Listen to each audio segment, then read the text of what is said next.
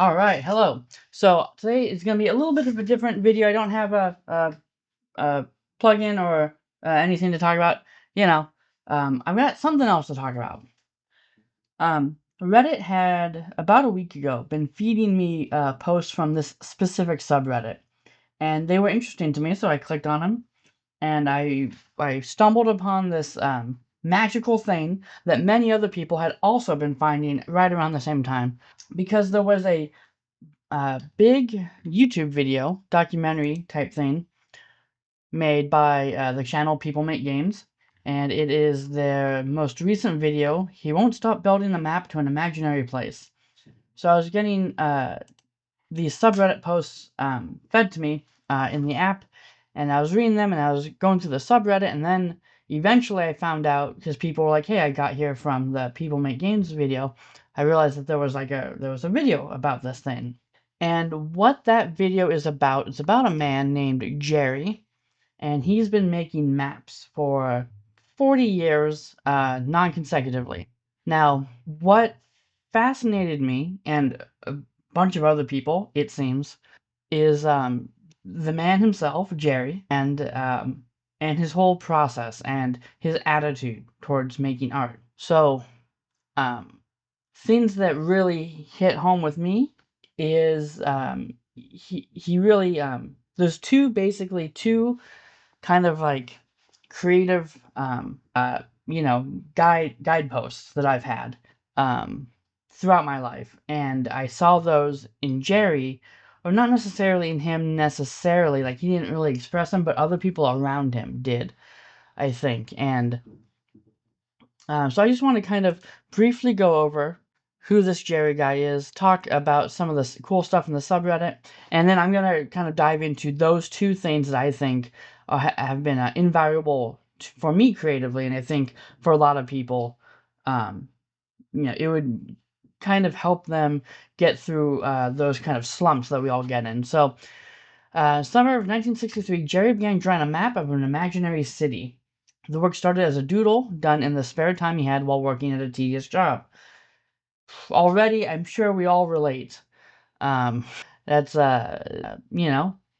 all have tedious jobs, right? Even if you love your job, at times it is tedious and at times it is boring. And at times it's gonna just not feel worth your investment, right? But you gotta do what you gotta do.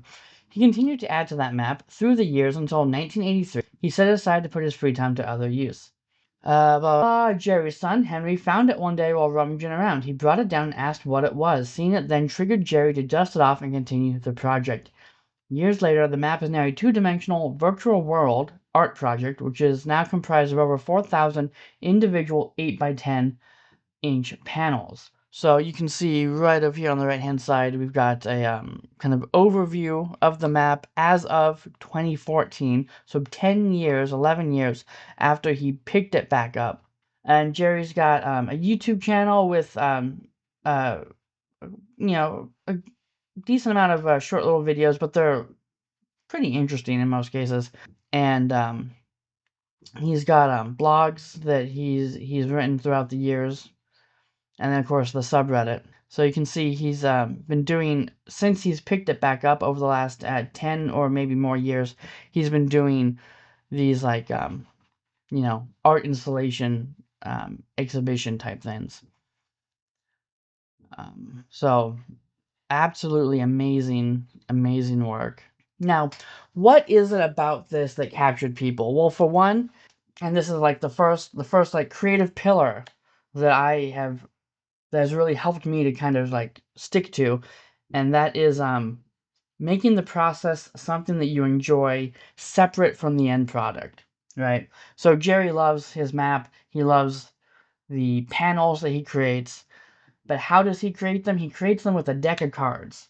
So initially in the first run, when he was doing it back before he set his work down, he was drawing these panels, and they were kind of photorealistic, sort of like city. He was making a city. And then when he came back to it, he decided that he needed some sort of random number generator to use. And so he took a deck of cards, and that's what he used. And then over time, he started to change the cards. So if you can see on the little right here, I think there might be a picture or something we can look at. But the cards, it was a deck of random playing cards. But these obviously are a bit more, a little more homemade look, kind of custom. There's stuff glued to them.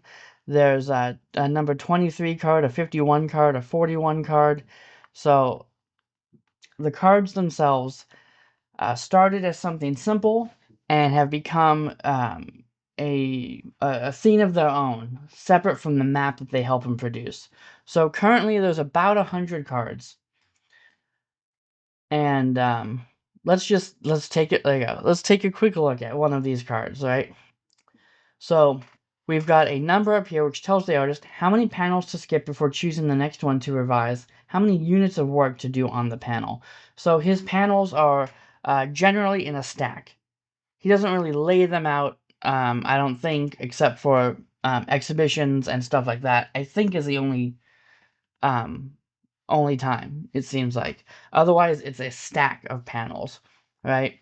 So flips over a card, it's got a 23. He counts out 23 panels, boom. And that 23rd panel is the one he's working on, right? How many units of work to do on the panel? A unit of work is roughly like 1 inch of 1 square inch per unit. That kind of, I think, changes depending on certain things, and then we got instruction for the artist. So this one says new color, instruction for the artist helper, scan, right? So I'm gonna quickly go through this a little bit. So card instructions for the artist are in these 5 general categories: work on the panels, collage activities, make a new blank panel, work on the card deck, other. Work on the panels. Next higher dimension: void, red, black, ziggurat. Yes, the panels can ascend to higher dimensions which have different rules on how you work with them. Spatter paint for contiguous panels. Create a new seed panel. Mix a new paint color. Screen print the 9 contiguous panels. Current panel plus 8 surrounding panels. Now, if they're in a stack, how does he know which panels are the surrounding panels? Well, he's got coordinates that he writes on the back. So, it's all taken care of, don't worry. Collage activities. Update and copy the master, map element, on the top of the stack of masters. Copy the current panel on label paper so portions can be used in collage. So, some of these panels, when they ascend, they're going to be getting collaged over. Right over whatever he did previously, right? Make a new blank panel. Use a patchwork of reused printed paperboard, cereal boxes, a photo from the artist's files, or a lumen print, object scanned and printed. Work on the card deck. You might find a card that will have instructions to alter the deck. So add or subtract from the number on a specified number of cards. So if you look up here, this 23, obviously a deck of cards does not have a 23 number in there, but so that's why it's like taped on there. You know, like maybe like something glued and written on, or maybe it's masking tape or whatever he's written on. We got little map emojis on there. So you might get a card that has you change the numbers on other cards, right? Copy and retire the last 9 cards. So physical cards are retired, but the copies stay in the deck. So when he retires something, whether that's a map panel or a card, usually what happens is a copy is made of the original is removed, and the copy is what gets worked on going forward. So that would prevent things from, panels from having just an insane amount of layers on them. It also gives them the opportunity to sell the original panels once they're retired, etc., etc. And card instructions for the artist helper. So that one said scanning. So this one will say scanning. The card indicates the number of panels to be scanned and added to the digital library. So it's constantly being scanned and cataloged digitally as well. Sorting. The card asks the helper to sort retired panels and archive them. The helper makes copies of the number of current panels indicated on the card, and the original panels are retired and archived. Inventory management. The card asks the helper to update the inventory of the archives. So, he's even got cards that say like journal and stuff like that that are like kind of tangential. So the cards, you can put whatever rules or instructions you want on the cards. That's it's it's kind of out there, right? Because on one hand, you are putting the instructions on the cards, but at the same time, you are stepping back and you're saying, I'm going to work on this today. I flip over a card. All right, let's count 23 panels. Okay, let's do 23 units of work on that panel by adding a new color, right? And that's what you're doing. And maybe that's what you do for the day, and then you set it down and you don't work on the map again for a bit or until the next day or whatever. Or maybe you do another card, right? Maybe you flip over a card and you don't do too much work on the map itself, but you do some admin type of work, organizing or scanning or whatever that you've been putting off, right? Or not that you've been putting off, but just you haven't been told by the deck to do it for a while. So, um, this is kind of the driving force in terms of how he makes this map. It's really fascinating, and making the process kind of an art form in itself. Like, not only is it fun, but it also, I'm sure, gets the same type of creative juices going as working on the map itself does. So I think this was really fascinating, and so I'm going to jump around a bit. This is going to be very all over, but let's take a look. So the subreddit is r/Jerrymapping, and if we go to Jerry himself, will post large images pretty much every day, it seems like, of what work he's done. So we can see got a lot of collage in this one right up here. This is called The Void, I believe. And then we've got some city like real line work down here with the cityscape.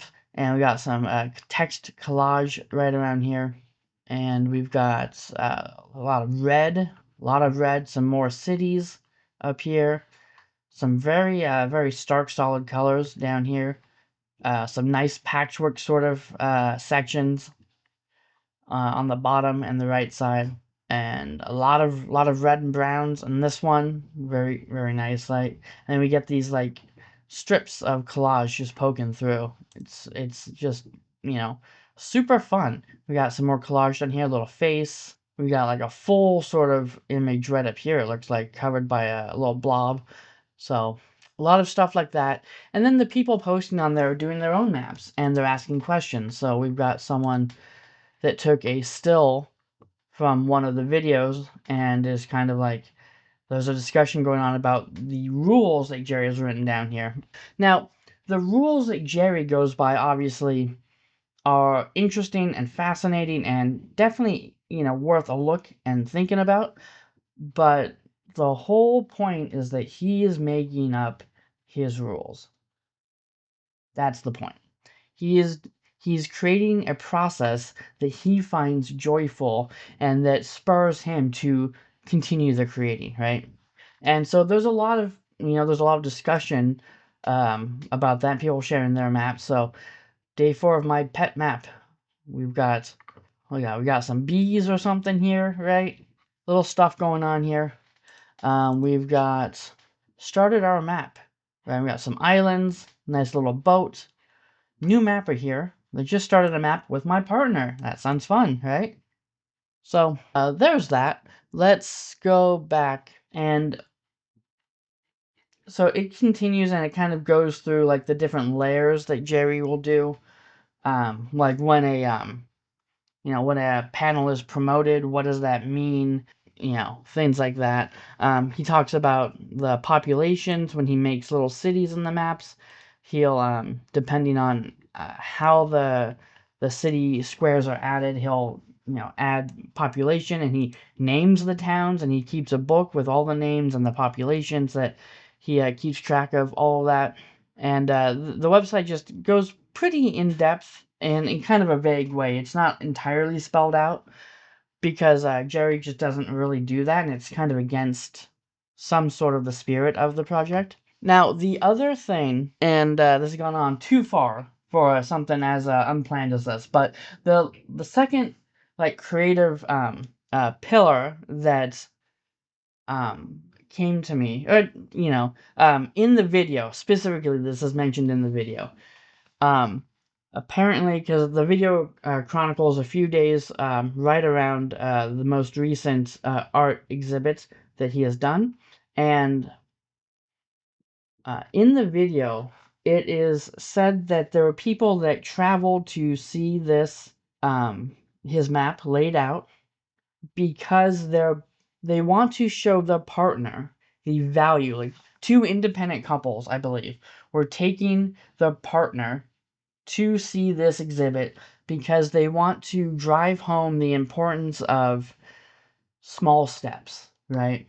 And this is how I've conquered any creative thing. I've faltered over the last few years, definitely, and I will continue to stress over that. But um, I have done a fair amount of really cool, fun, creative stuff. I've done some audio drama stuff.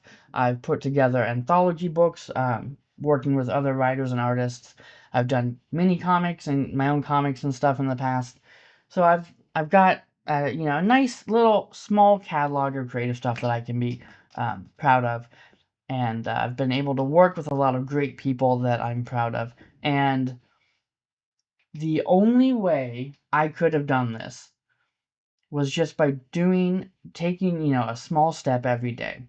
As long as I can take a small, tiny step every day, at some point, maybe not too quickly, maybe not in a week, but maybe in 2 months, 3 months, a year, I look back and I'm at such a different place from where I was, you know, before. Because it doesn't feel like, oh, okay, I pulled an all-nighter, I spent 10 hours working on this project or whatever. That's great. I've been able to do that occasionally. Generally speaking, I got to do small steps and I just got to keep going and kind of just lose myself in the small steps and just focus on taking them. And then whenever I do get a moment to breathe and look back, I'll go, oh shit, I did all that? Oh shit, the book is almost done, isn't it? Oh damn. Like, I think that's a very powerful thing. I think that there's a lot of results oriented people that feel like they have to rush and feel like things have to be, super fast, and well, I gotta finish this because I gotta go on to the next one. And I was like that too. I still am like that. But I've got a full-time job. I've got hobbies. YouTube is a hobby and I love it. It's great. But that any hobby you do or anything you do is taken away from other areas of your life. That's just how it is. So you have to make these decisions. And if you want to get something done, make the process as enticing for you as possible, and just take a small step every day. And you'll finish whatever you want to finish eventually. And on the days that you can take a couple or a few or a handful of small steps, do it. Do it. So I'm going to link to the People Make Games video below. I think it's great. It's 47 minutes, not bad. I'm going to link to the Jerry's Map website and the Reddit. Go through there. I'm pasting instructions. Can you even see this? I'm pasting instructions onto a to an old deck of cards as we speak. I'm gonna figure something out, some way to use it. I've thought a lot about just doing like a custom card deck thing in other contexts, right? Because I love decks of cards. I love them as creativity tools. I've talked about Story Engine, the Oracle stuff from Nord Games, and I've talked about Reckless Deck. I love all those things. So it only kind of makes sense to me that I come up with some sort of system using a custom deck to help me do whatever it is I'm trying to do. Whether that's making a fun little map like Jerry, or something else, my video projects, or returning to making comics or whatever. It just kind of makes sense for me. But yeah, go spend 47 minutes watching the video at the very least. Jerry's an interesting person. It's a great video. I think you'll find a lot there to admire.